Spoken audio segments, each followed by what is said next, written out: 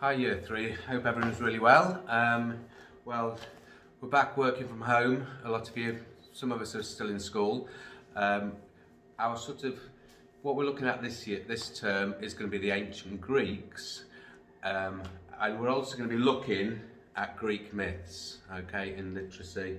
So I'm just thought I'd start by reading perhaps the first Greek myth that really sets the scene for the Greeks and their beliefs in ancient gods. Okay, so first one is in the beginning and Pandora's box. Okay, so if we look at this book, it's a book on Greek myths, and we'll be using this quite a bit this term.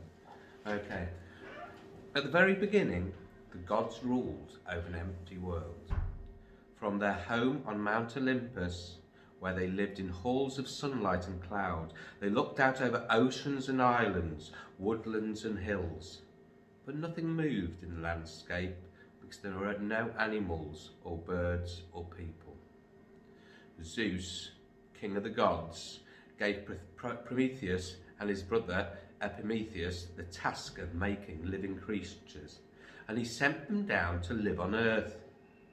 Epimetheus made turtles and gave them shells. He made horses and gave them tails and manes. He made anteaters and gave them long noses and longer tongues. He made birds and gave them the gift of flight. But although Epimetheus was a wonderful craftsman, he was not nearly as clever as his brother.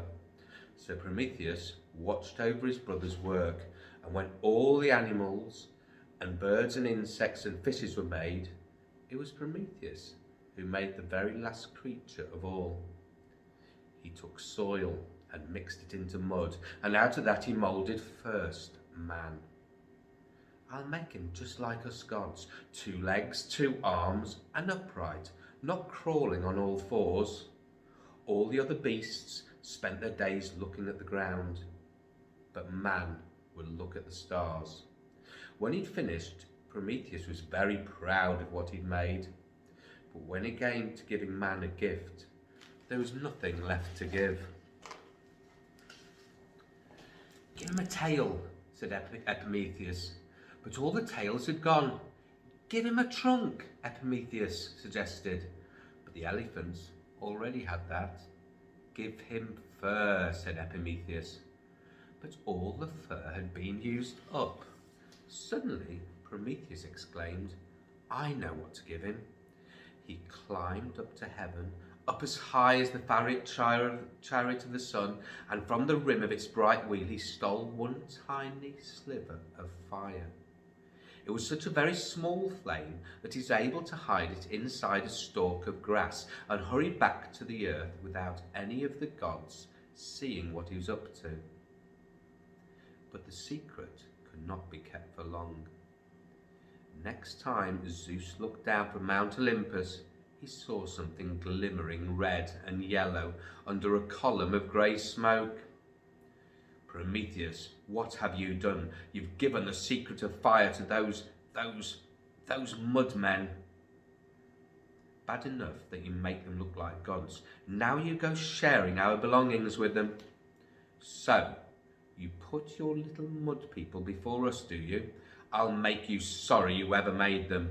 I'll make you sorry you ever made yourself. Zeus is not very happy, and he tied Prometheus to a cliff and sent eagles to peck at him all day long. You or I would have died, but the gods can never die.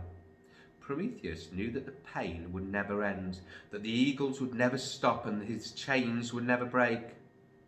A terrible hopelessness tore his heart and hurt him more than the eagles could ever do. Okay, like these Greek myths have got quite a lot of cruelty in there. They're very historic books and it doesn't really happen in real life.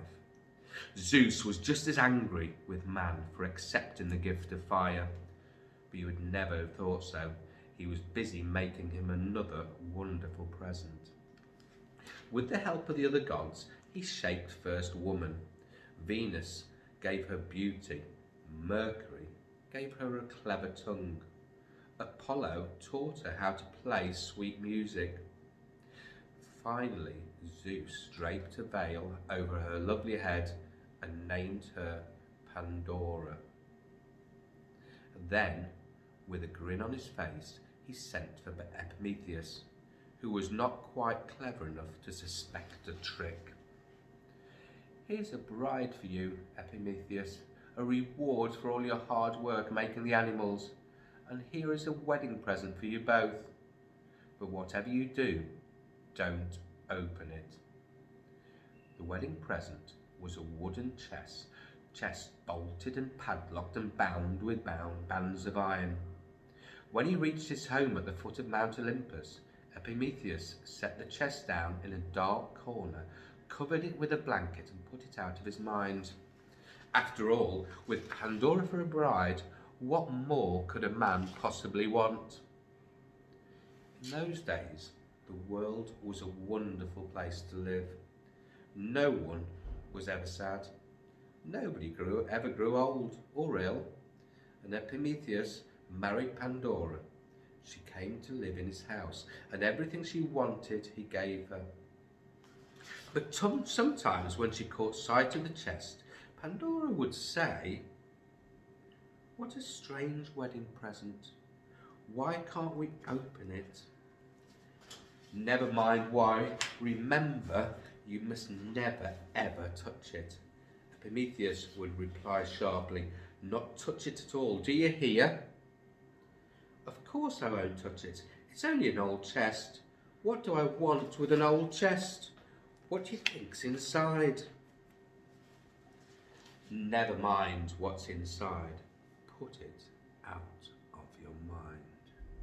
Okay, so what do you think's going to happen next? I'm going to leave it there for tomorrow. Do you think Pandora might try to open the box? And what do you predict will happen next? Okay, so we're going to wait till tomorrow for the next instalment of In the Beginning and Pandora's Box, our first Greek myth. Okay, year 3, so I'll see you all tomorrow. Stay safe and keep well, and remember to do all your work online. So see you soon. Bye.